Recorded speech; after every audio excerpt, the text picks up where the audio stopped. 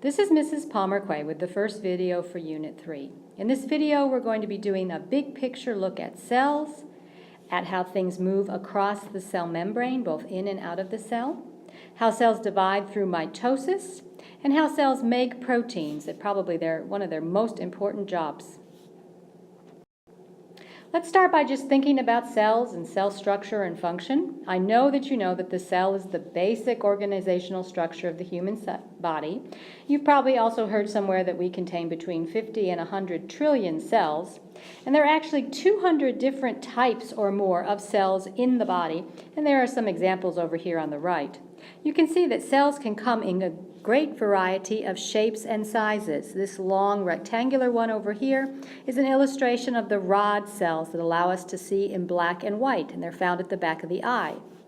I hope you recognize this neuron, this nerve cell with the large cell body and the long axon, where electrical nerve impulses go from one cell to another to have you do something with your muscles or to pick up some sensory information.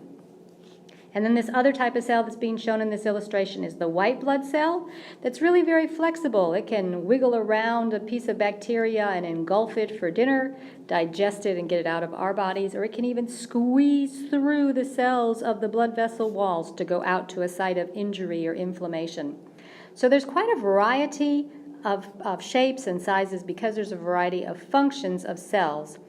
What you need to know right now are just sort of the general things about cells, because as we get into individual organ systems, you'll be learning more of the specifics.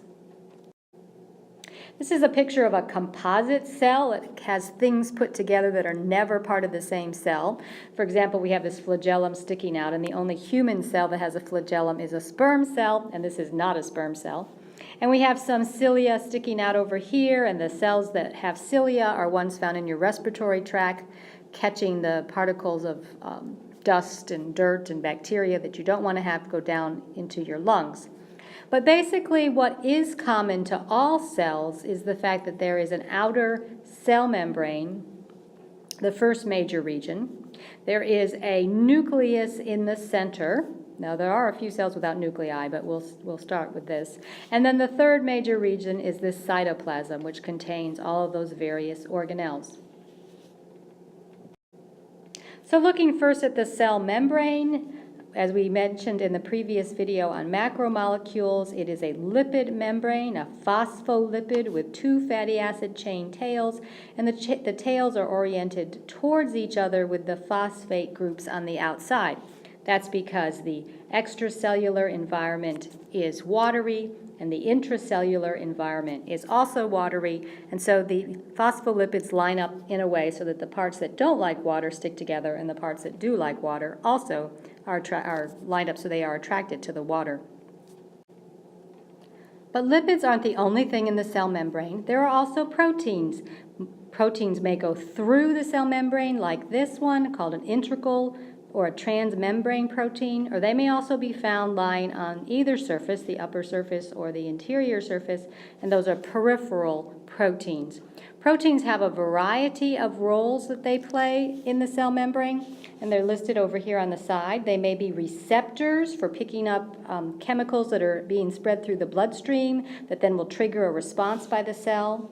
They may be a way for things to move in and out of the cell, either as pores, which are open all the time, and there's no way to turn off a pore. It's like an open door for something to move through, or channels, which are an open door when it's turned on and a closed door when it's not, and carriers, which basically pick up a molecule one at a time and move it in.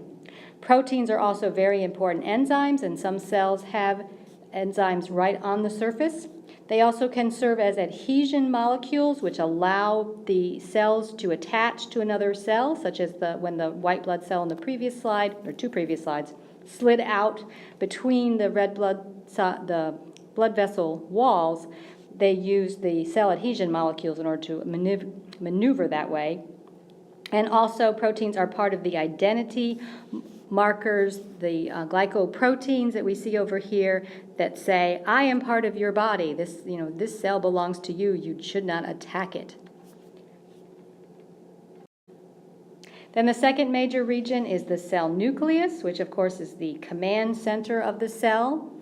It has a membrane around it. That's one of those characteristics that makes this a eukaryotic cell. We are eukaryotic organisms because we have membrane-bound organelles.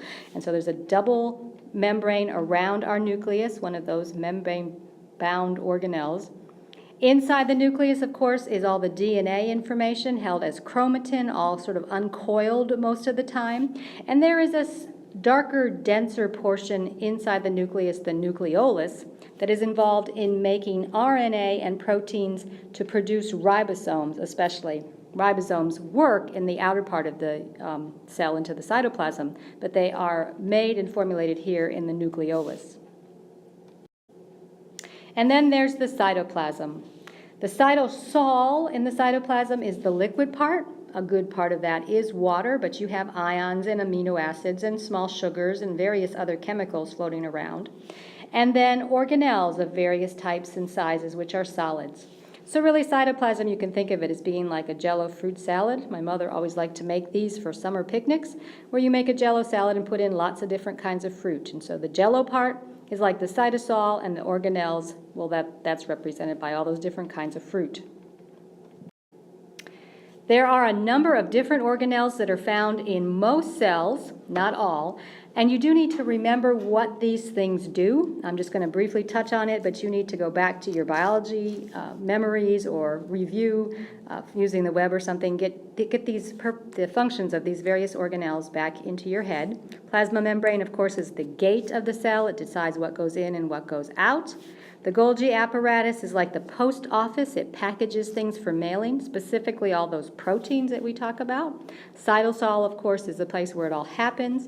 The endoplasmic reticulum, otherwise abbreviated as ER, comes in two forms, smooth and rough. It's involved in protein manufacture, lipid synthesis, just moving things from the nucleus out into the cell. It's also a big transport system. Peroxisomes are not something that was usually covered in an introductory biology course, but they contain enzymes that take out hydrogen peroxide, which is toxic to a cell, so they're actually quite important. We mentioned the nucleus, nuclear pore being a way for the RNA to travel out of the cell when it comes time to make some proteins, and the nucleolus, which we just talked about, the lysosome, the digestive center of the cell containing a high acid environment, mitochondria, the power factory, making all of those molecules, or primarily making most of the molecules of ATP, which then go on to power other things. Centrioles that are involved in the reproduction of cells, dividing by mitosis, pulling the chromosomes to opposite sides. And then this whole thing is held in the proper position or allowed to move and change shape by a network of cytoskeleton filaments. In a cell such as the red blood cell, the cytoskeleton filament is about the only thing that's left of these organelles. There is a cell membrane and there is cytoplasm, of course, but the red blood cell is very specialized when it comes to maturation. It only contains hemoglobin, and it does its job for about 100 days before it is replaced. So not every cell in your body even has organelles. Most of them do, but some of them do not.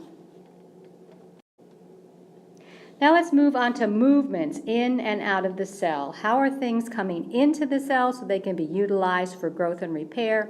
How are they going out of the cell in response to some signal? Basically, there's two ways that things move. Things can move passively, which means you've got some kind of concentration gradient. Something is high in one place and low in the other, so things are going to move because of a concentration gradient. And then there is an active transport where you actually have to use ATP. You have to use energy to make something happen because it's going opposite to the normal concentration gradient. It's like water trying to flow uphill. You can't do it without adding energy. The first example of passive movement is diffusion, and we see diffusion outside of the cell in many places. Here's sort of an example from introductory chemistry where you put some drops of dye into water, and as you wait over time, the dye will eventually get to the point where it will spread out throughout the whole beaker of water. This is because at the atomic level, things are never quiet, they're always moving, so as this thing sort of jiggles around, it spreads out and it eventually will spread its way out.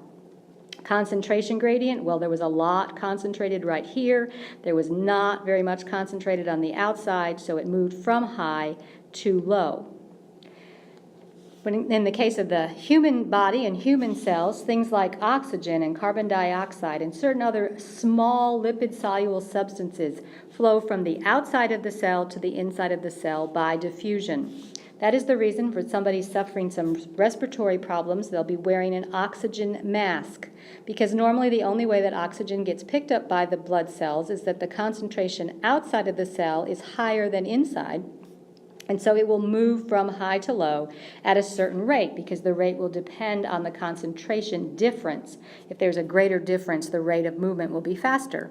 So if someone wears an oxygen tank and is putting then a higher percentage of oxygen into their lungs, then the rate will increase because the concentration gradient is more drastic.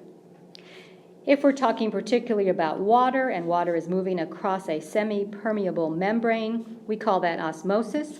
Water, in this case, is moving from a high water concentration to a low water concentration, but usually means it's also moving from a low solute concentration to a high solute concentration. It's trying to break or reduce the concentration of solutes in one side by adding more water. Another type of diffusion is called facilitated diffusion. It is still a passive situation. It still depends on a concentration gradient. But in this case, things are not just free-flowing right through, like oxygen would just go right through the cell membrane like this. In the case of facilitated diffusion, you have some kind of protein, some integral protein in the membrane that's involved. And so we have an example here where the carrier protein is being shown, where the compound that's going to be carried moves into the protein. It causes, just by attraction, so by positive or negative charges and interacting, it causes a change in the shape of that carrier protein, and so the molecule is able to move from the outside to the inside. You see that there's high concentration out here and low concentration out there. You also have the same kind of situation with ion channels. I forgot to put that on the slide, but channels are similar to carrier proteins, except that when they're open all the way. And so a channel would be closed until there was some kind of stimulus, a change in charge or something along that effect that would open the channel, and while it is open, it is like an open door, but it also can be turned off. Whereas these carrier proteins will work one at a time, so that the rate of a channel is going to be higher than the rate of a carrier protein, because the carrier proteins, the amount of transfer is going to depend on how many carriers are available. But both situations, carrier proteins and channel proteins, are facilitated diffusion. You're still talking from regions of high concentration to low concentration. Another example of passive movement into and out of the cell is filtration. This is very important in the kidneys. You also see it at your very, very small capillaries. This is an example of a capillary because the walls are just one skinny little cell thick. So that as the blood is moving through these capillaries, sometimes you get some of the plasma moving out into the tissue, and our bodies are designed so these are being picked up by lymph ducts and put back eventually into the bloodstream. When it comes to the kidneys, filtration is what is determining whether you are putting out urine that's very, very concentrated with very little water, or urine that has lots of water in it and is very light in color. So that this is another method where the energy is not needed, but it is a type of movement in and out of cells. Next, we'll move on to active transport, and this, of course, is when ATP is required because you are moving opposite to the concentration gradient. You have a carrier protein involved, again, to move things through the cell membrane, but in this case, we're starting at low concentration and moving towards high. The protein will change shape, similar to what you see with a carrier, as it binds with whatever molecule you're going to transfer. But in order to go against the concentration gradient, you have to supply cellular energy. So ATP must be involved in these processes. These particular proteins are seen as sort of enzymes that catalyze this movement across the cell membrane, and so they are ATPases. There are a variety of ATPases. There are three very important pumps that you'll be learning about as we move through this course. The sodium-potassium pump that is involved in the transmitting of electric nerve signals down our neurons. The calcium pump, which keeps calcium out of the cell and makes things more favorable for biochemical reactions inside the cell. And the hydrogen-potassium pump, which is very much involved in pH balance.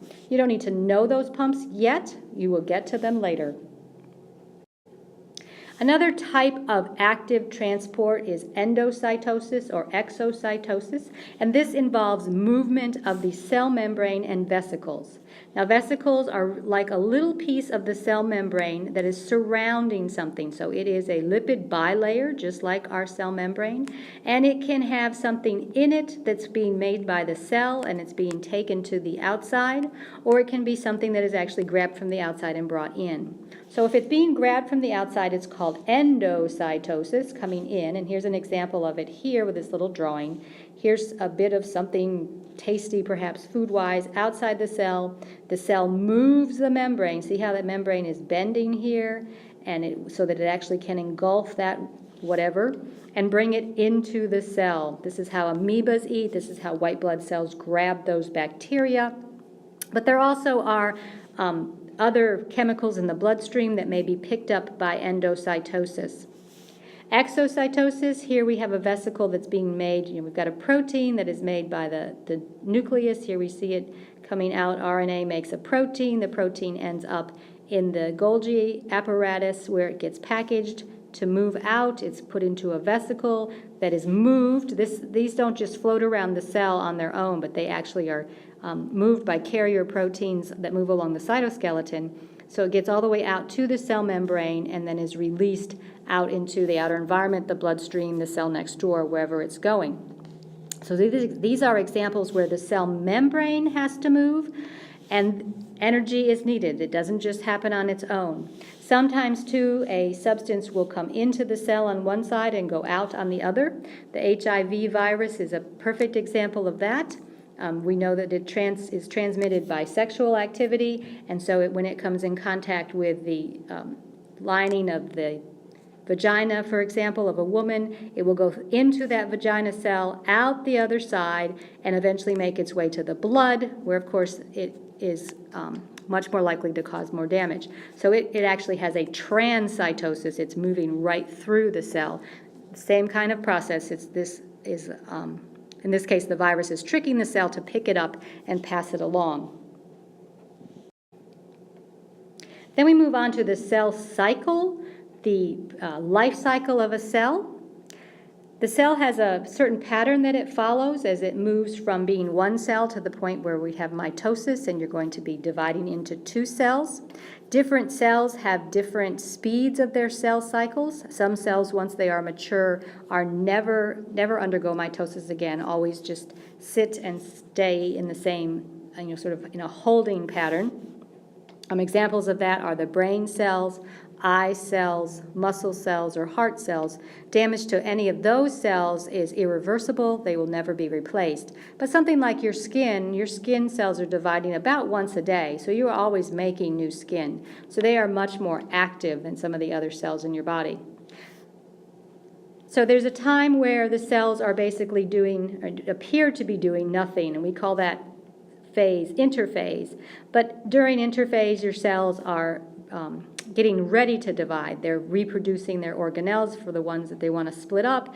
At some point in here, the genetic material will replicate. And sorry, I didn't catch the fact that my letters have drifted. It's supposed to be an S over here. And my E's are supposed to be at the end of this. I'm getting all kinds of interesting glitches on this one. So ignore those misplaced letters.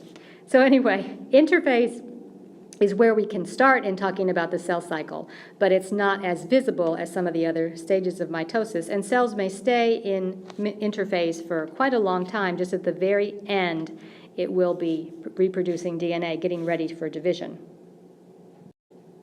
So here are the stages where you're actually going to end up with two separate daughter cells. After the DNA has been replicated, it starts out, of course, it's just as chromatin, it's all sort of still very long, squiggly things, but then it starts to coil up and form discernible chromosomes, and this happens in prophase. And so this prophase is more of a continuous situation than just an exact point. You can see here the chromatin is starting to coalesce and it's much more thick here, and then we have our little drawings on the bottom showing that this coming together and then getting the very clear duplication of chromosomes. Then your chromosomes will line up in the middle of the cell, and you can see over here you've got these centrioles that have also duplicated and put out spindles that are going to reach out to the chromosomes. And so in metaphase, everything's lined up in the middle. It's easy to remember that one. Once the spindles have attached to the centromeres in the middle of the chromosomes, and they'll be able to pull one way and one the other, that happens in anaphase, and you can see these two distinct bundles of chromosomes heading off in opposite directions, being pulled by the spindles controlled by the centromeres. And then when you have your DNA material distinctly in either end of the cell will undergo cytokinesis. It will cut itself in half by pinching in the cell membrane from either side until it meets in the middle and then splits. And so you can kind of see the DNA is now starting to turn back into uncoiled chromatin from the chromosome state. Once this has completely divided, then you're back to the beginning of interphase, where your cell will then be producing more cell matter, more cell mass. It'll grow, make proteins, do whatever that cell was going to be until it becomes time for it to think about dividing once again. As I've already said, the amount of cell division that is undergone by any particular cell type varies greatly. Skin cells about once a day. Where blood cells are made in the bone marrow, red blood cells are also being made very frequently. As I said, the mature red blood cell doesn't have a nucleus, so there's no division going on in that particular cell. As it's floating in your bloodstream, it's just doing its job, picking up oxygen and carbon dioxide. And then your nerve cells outside of the brain will divide a specific number of times and then rest. They may rest for a decade. If there's no injury, they may never divide again. There is certain situations where nerves will regrow, but they are nothing like skin cells that are undergoing mitosis every day.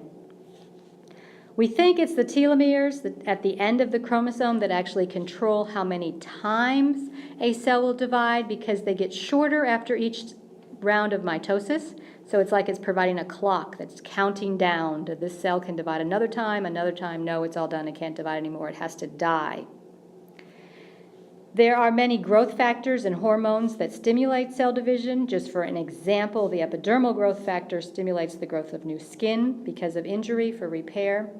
And so when tumors are growing, cancerous tumors are actually an example of what happens when the cell cycle gets out of control. It no longer is regulated by the telomeres. The hormones are perhaps stimulating something. It depends upon what exactly is going on. But when you've got tumor growth, when you have uncontrolled growth, the cell cycle is repeating at times where it should not be. When it comes to tumors, we know, I think that you probably have already heard, that benign tumors are ones that are seen as good, or at least not terribly dangerous. They're usually, one example or one definition is that they will remain localized in one particular place. They may cause pain and suffering in that place because of pushing on nerves or getting in the way of other organs, but they don't up and spread out, whereas malignant tumors will metastasize, they will get into the lymph system and spread throughout the body and start new tumors someplace else. What is one of the characteristics of cancerous cells can be seen in this picture, and that is that they are undifferentiated.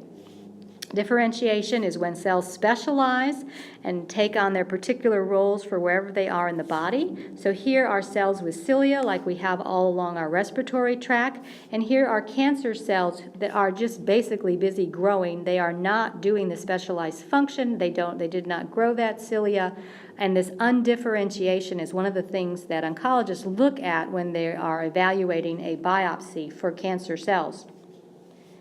There are genes involved in cancer, and we're really just beginning to get a good understanding about how all this works. Some of these genes, oncogenes, increase cell division. So these would be genes that turn on cell division. And then we've got tumor suppressor genes that are supposed to turn off cell division, but if they go wrong in cancer, they are inactivated. So in cancer situation, you may have something that's turned on too much, or turned off when it's supposed to be on. Cancer cells are known as immortal cells because they can't die. They just keep on dividing until you can, unless you can reach them some other way. They will keep on dividing. They will not follow the normal pattern of only dividing a certain amount of times and then dying. Cell death is called apoptosis. And apoptosis is also known as cell suicide. It's used during embryonic development to sculpt the body so that when a embryo has just this sort of hand bud, the cells will die in between. There's bone underneath here, of course, but we still don't have skin, and so that you're actually able to get the fingers delineated because the cells that were in between there have died off. In some cases, people may have mild genetic conditions. It's not as serious, but they have webbed fingers where the cell death did not go quite far enough, and so that skin still is there. In apoptosis, you don't see any kind of inflammatory response because it's just a natural, it's a programmed, it's a planned cell death. In a comparison to that, in the situation of necrosis, where cell death occurs because there's been some kind of injury, the cell membrane has been broken and contents that are supposed to stay inside the cell, especially like those high acid ingredients inside lysosomes, spill out into surrounding tissues, and then you end up with inflammation. So just because cells die, it doesn't necessarily mean you're going to end up with problems, but if they die in an unplanned way, you have inflammation. If they die when they're supposed to, it's all very quiet and controlled, because really we do need cell death, regular cell death, as a part of life to keep us healthy.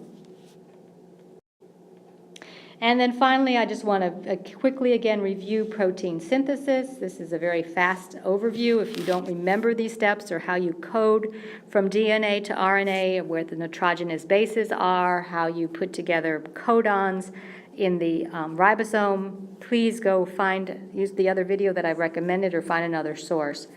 But basically, cells are all about protein synthesis because protein not only provides structure, but it provides all those enzymes that make the chemical reactions happen that make us who we are.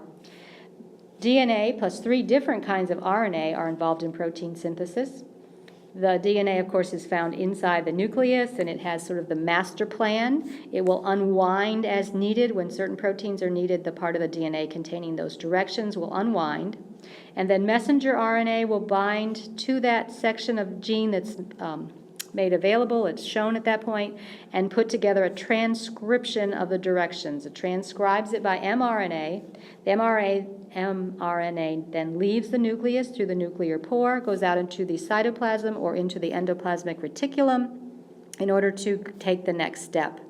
The mRNA connects up with a ribosome, and a ribosome also contains RNA, so this is the second type of RNA. It's just called rRNA. I'm not getting a top to my R there.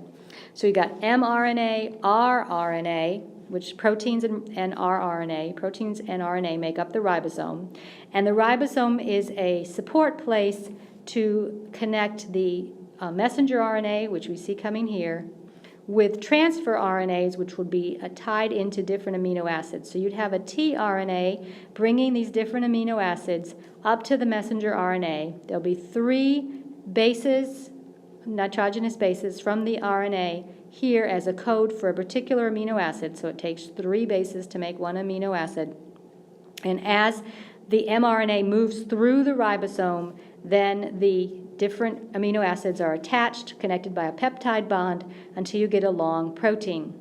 I was just reading this morning about how they've now figured out some of the signals for the speed at which these proteins are made. There are times where things will pause, and researchers believe that is to allow the protein to start to do some of the folding that we see happening in the secondary structure, because of course this long chain here is just primary structure, but it might want to be an alpha helix, or it might want to fold back on itself and become a pleated sheet.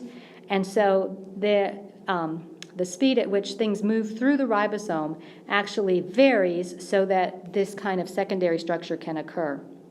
After a protein or a polypeptide chain comes through the ribosome, then it moves to the Golgi apparatus, perhaps for further folding or for packaging as part of a glycoprotein, adding a carbohydrate. Something else is added and then transfers itself either to the right place inside the cell or outside the cell by moving with a vesicle. So that provides your quick, big picture look at some parts of cell structure and function. The second video in this unit will talk about genetics and how traits are determined by genes and some of the ways that they can be expressed.